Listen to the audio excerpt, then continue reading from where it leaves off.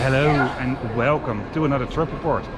This time from Budapest Nyugati railway station. This is one of the terminal railway stations here in Budapest in Hungary, on a EuroCity that will go to Prague in the Czech Republic via Bratislava, so via Slovakia.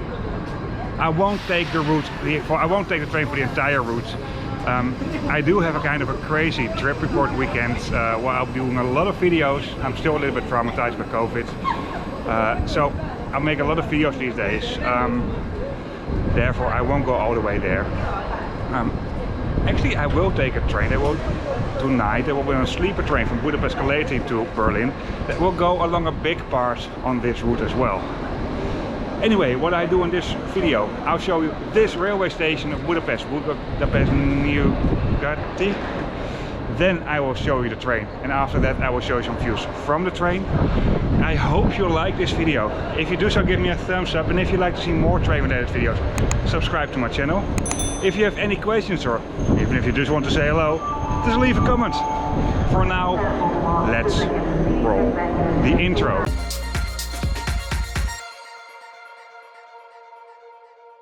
But before I start this video, a quick message. If you're interested in other trip reports I did, below the description of this video on YouTube you find a link to a map, and on this map you find all trip reports I did.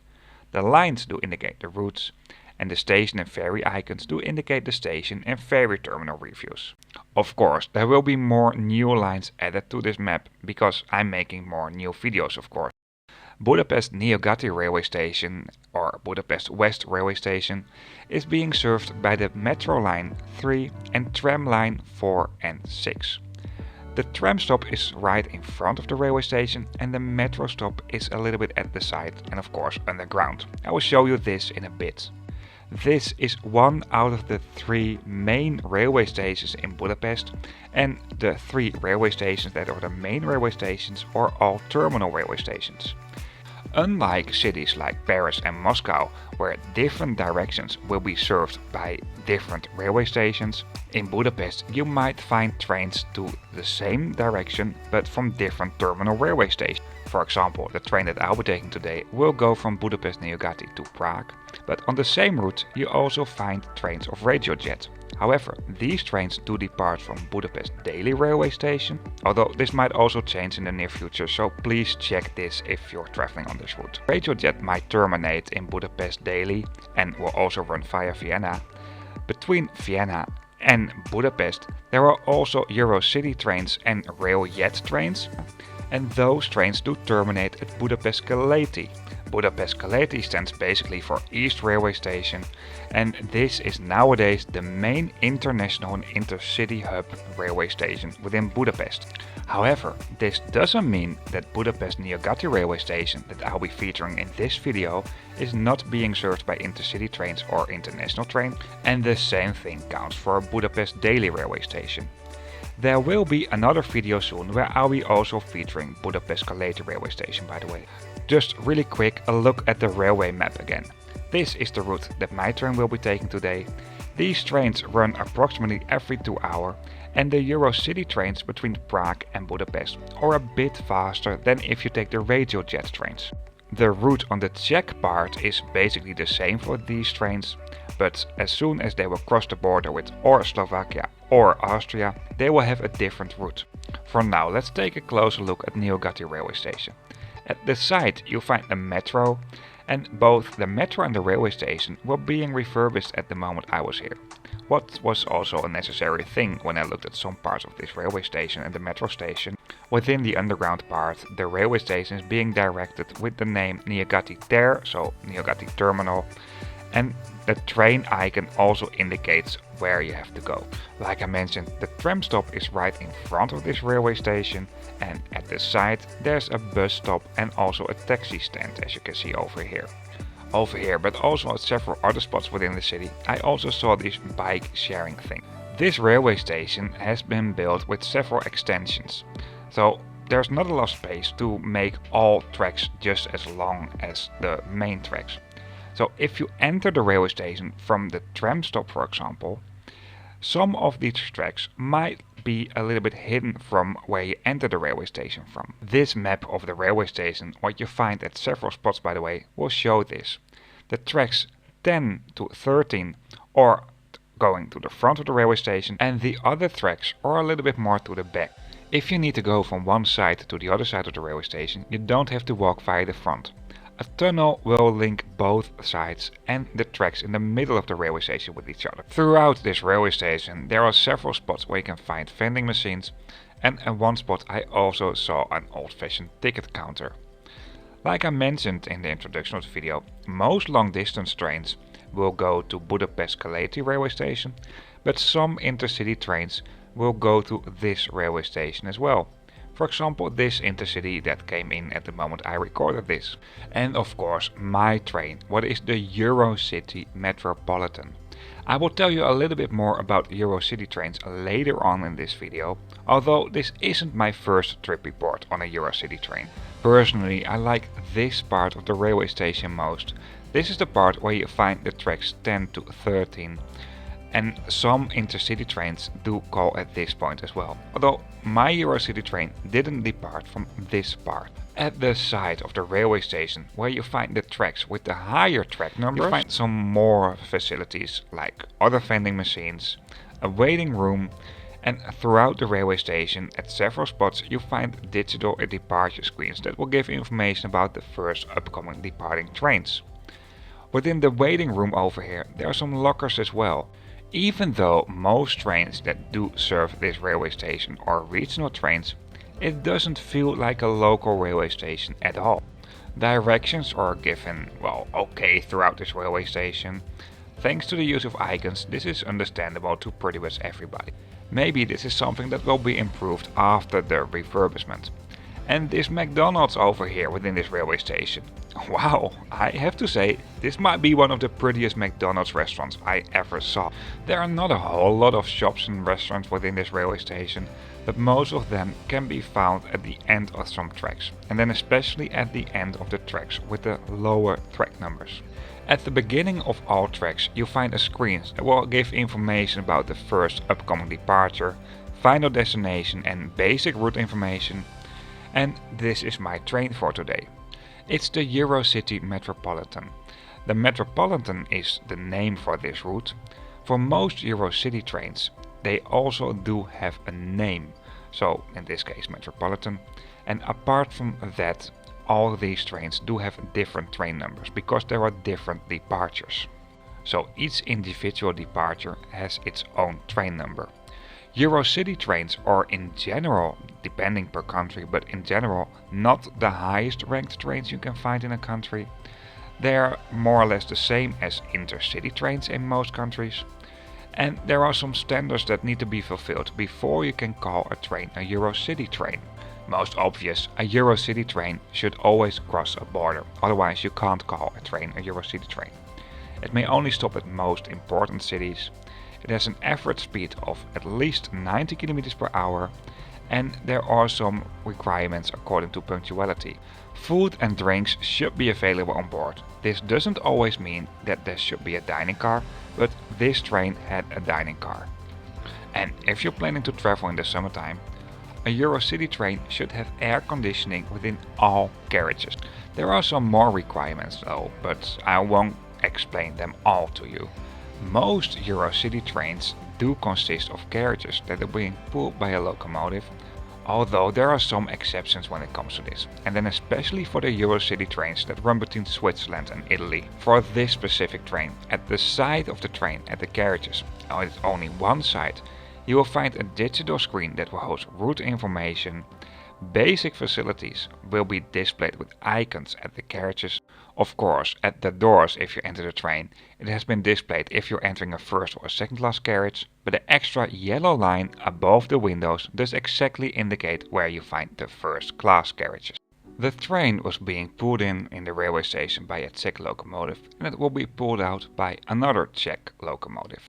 For now, let's take a closer look at the interior of these trains, but before I do this, I will change the setting of my GoPro to a wider angle. And here we go. I will start off with the first class, although there's only one carriage of first class. You find a luggage rack at the beginning of the carriage, but of course you can also store luggage in the overhead luggage racks. The seats do have a footrest.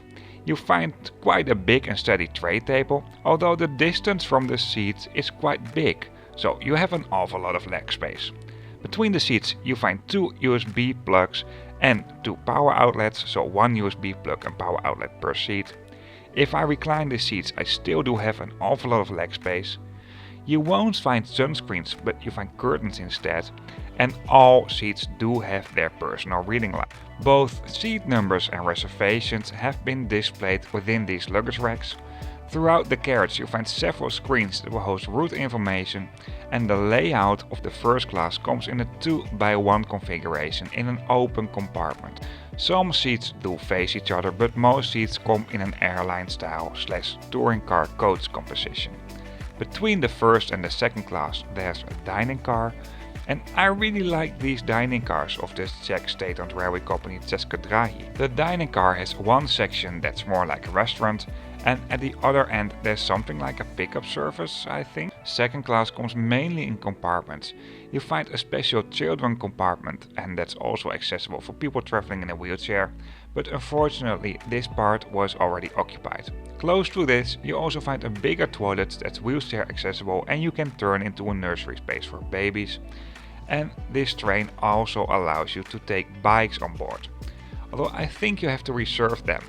There's this small part that is a mix of a small compartment and an open carriage, and like I mentioned, the biggest part of the second class in this train comes in 6 people compartments.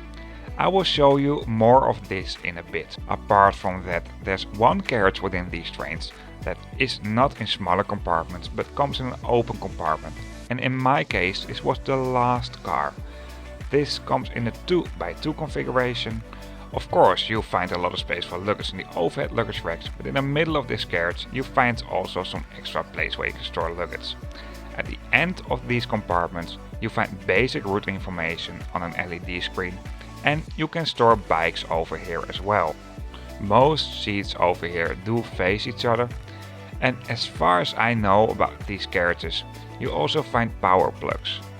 Personally, I prefer to travel in open carriages, and especially if it's busier. For some reason I just feel a little bit more freedom within these open carriages than in these smaller compartments. Although if I have these smaller compartments to myself or to me and my travel companion, I really like them as well. Within the carriages that will host the smaller compartments, you'll find information screens within the hallways, and free Wi-Fi is provided, although I didn't test it out. According to my previous experience with Czech Republic, this doesn't only give you an internet connection, but also access to a full entertainment system. Hi! Since, well, we just left the station and I have found an empty compartment, so I don't have any people here, I decided to do this part with it, not with the use of voiceover, so talk straight into the camera. I did this before, and in general, if you take the great picture, this is pretty much the same in all European trains. Sometimes you also find this in sleeper trains, but only all European trains. This is a 6 people compartment. Sometimes you also find them for 8 people, not that often. I think that's quite tight though. And the numbering is quite easy. You find, well, the first number, so for example over here the 3, this is the number of the compartments. The same thing counts for sleeper trains, by the way. And then you have the numbers of the seats, in this case 31, 32, 33, 34, 35 and 36. You have some space for luggage over here. And I really like this mirror effect. If you do, if you look at it like this, you have a kind of an infinity mirror effect. I really like that. These seats, they're quite comfortable. At the side over here you find a really steady fold-out table, and this one is also quite big. I really like this. There's a rather small garbage can, but you find bigger ones nearby, actually right over there in the hallway. In this train you have quite a lot of power plugs. There are more power plugs than seats actually. That's also something good. That's, well, the way back I will edit some videos on my laptop. And over here at the side you find another very small but very steady tray table. These seats, they can be reclined. Let me show you. If you do it in both ways you can more or less lay down, although I don't know how how steady it is in this case. Armrests can be put up and down, of course, and with my length it's also good that you can adjust the headrest, because otherwise I'll be sitting here like this. That's not really comfortable, so just put it up to make yourself a little bit more comfortable. Something I really like on this train, I think these carriages are relatively new or they have been refurbished, but normally over here you can adjust the lights and the volume for the announcements. But in this case, oh, I can really turn it up. But in this case, it's a digital screen. I really like this. The temperature, I really like this. And well, this is, I think, in Czech, because it's a Czech train. But well, with icons, it's easy to know what they mean. For the rest, yeah, I really don't know what to say. You've had some coat hangers. There's a sunscreen. For the rest of the video, I'll continue with the use of voiceover. Seat numbers and reservation information will be displayed at the side of these compartments, and like I mentioned before, throughout the train you will find route information screens. Like I mentioned before, these trains are being pulled by a locomotive, and personally I just really like the view from the last carriage over here. For now, I'll show you some views from the train on this route. Like I mentioned before, I didn't took this route for the entire route. I went to the first stop in Slovakia. However, if you want to see other views along this route, you can check out the video from Bratislava to Vienna. A small section will be on the same route, and I also do have a video about a regio jet from Prague to Vienna, and that train is for the biggest part also on the section of this route, and basically in the Czech Republic this is the same section. If you want to find out more about Bratislava main railway station, check out my video from Bratislava to Vienna.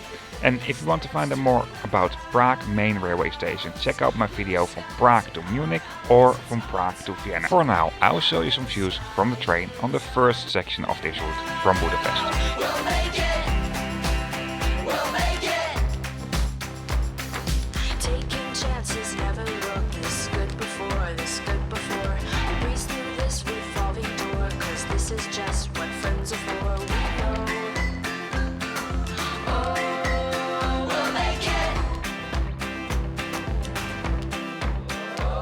The sky is our limit now. We'll take this dance to the clouds. Blue skies in our eyes, it's our time to aim high. The sky is our limit now. We'll make it. We'll take this ladder up together. Your smile makes the universe much better. We'll take this ladder up together. Your smile makes the universe much better. The sky is our limit now. We'll take this dance to the clouds. Blue skies in our eyes, it's our time to aim high. The sky is our limit now. So, as I already told you in the introduction of this video, I won't go all the way to Prague. I just went out at the first station across the border. What I noticed both here but also on the Hungarian side of the border, you find lots of local trains that do end their journey here. And this actually shows mainly why I started this channel, because I want to tell you about international and long distance railway traveling as a good alternative to flying or taking a car. And there were really great connections. These trains, for example, that I took, I really like them, and I don't mind to spend some more time on these trains. But a lot of people, if they think about trains, they just think about traveling within a country, crossing a border, maybe one border or just across the border. But doing long distances, for a lot of people, this is like, they don't know that it's possible, they don't know, well, they don't know how to book it. And I have to say, there are some things that need to be improved. I totally agree on that. And on some borders, it's just, some borders just not really good actually. Over here is, by the way, a huge rail yard for cargo trains. For cargo trains, it's a little bit a different story, of course. They need to change locomotive here. That's not that bad if they have to wait a little longer here. Anyway, I will go back to Budapest now. I took some other parts of this route where this train also goes along. That's for example the Brno-Prague section. I took a radio jet for the opposite direction, so from Prague to, well, actually the train went to Budapest. I took it to Vienna, but it also that section of the route, Prague-Brno, and some other parts I think as well, but they are really tiny parts. I'll link them in the video, in the description of this video. Well, I talk way too much. Anyway, like I always say, if you like this video, give me a thumbs up. If you like to see more train related videos, subscribe to my channel. I also do have a Patreon account, so if you want to support this channel financially, you can go to patreon.com/Trainviking. You can already do this from €1, dollar or pound per month. Once again, I hope you liked it. If you do so, give me a thumbs up and see you on my next video. Before I end this video, a quick comparison on the environmental impact if you're traveling on this route by train, car and plane. Well, like I always say, trains do not clean the air, but the environmental impact if you're traveling by train is just way lower than any other way of transportation. The upper data is for the entire route and the data below is for sections of this route between the other capital cities. Before I really end this video, I will show you a video of the train arriving into the railway station before I went back to Budapest. A kind of the train spotter kind of video, because I know a lot of you guys out there love this kinds of videos. Once again, thanks for watching. If you like it, give me a thumbs up and see you on my next video.